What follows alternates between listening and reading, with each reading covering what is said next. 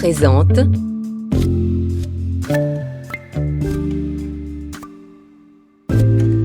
le livre du lagom, l'art suédois du ni trop, ni trop peu, d'Anne Toumieux, lu par Sandrine Lara.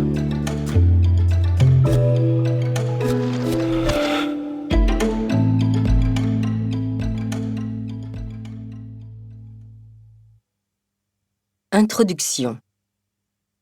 Alors que les Italiens ont la Dolce Vita et les Danois le désormais incontournable Hygge, les Suédois ont le lagom, une approche de la vie reposant sur une recherche de l'équilibre personnel par la pondération. Une particularité culturelle dans laquelle évoluent nos amis suédois sans même s'en rendre compte.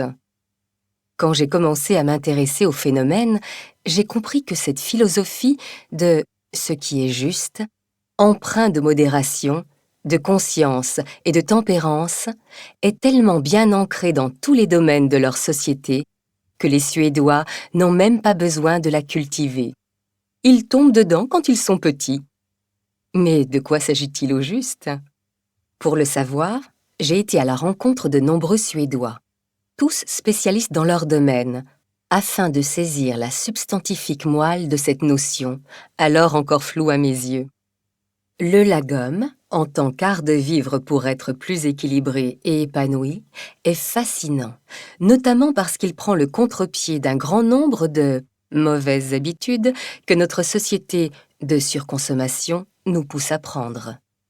Le lagom, ou l'art du « juste bien », nous apprend en effet à être satisfait de ce que l'on a, à être plus modeste, plus reconnaissant, à moins consommer, à être plus écolo et à se réjouir des plaisirs simples de la vie, tout cela menant à plus de joie de vivre et tout simplement à être plus heureux. Pourtant, percer les secrets du lagom n'est pas aisé. J'ai vite compris que les Suédois allaient avoir du mal à m'aider.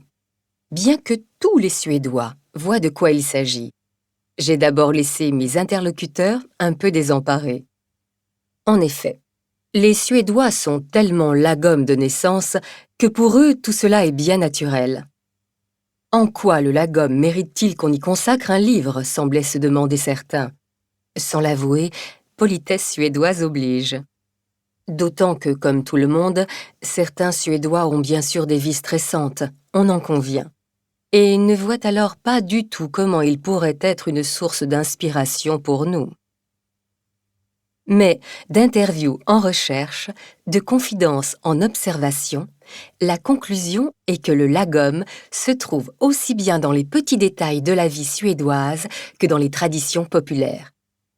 Voici réuni ici tout ce qui fait de la Suède le seul et unique pays du lagom.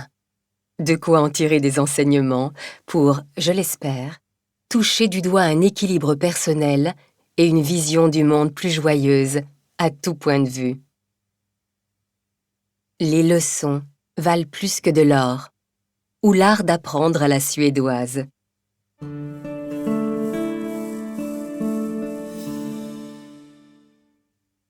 Intraduisible lagom. Lagom, qu'est-ce? Si vous cherchez la signification du mot lagom, la première chose que vous trouverez, c'est qu'il est intraduisible. En effet, la transcription qui s'en approche le plus est l'expression « ni trop peu » ou « ce qui est juste ». On pourrait même dire « juste ce qu'il faut » ou encore « ce qui est suffisant »,« juste assez », voire « ce qui convient ».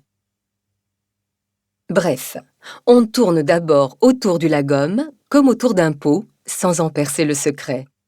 Il faut, pour comprendre tout le sens de cet adjectif à tout faire, étendre encore un peu la recherche. Les Suédois l'utilisent en effet à toutes les sauces pour dire « c'est assez » quand on les sert, ou encore qualifier quelque chose de modéré qui est « pile ce qu'il faut »,« juste bien ».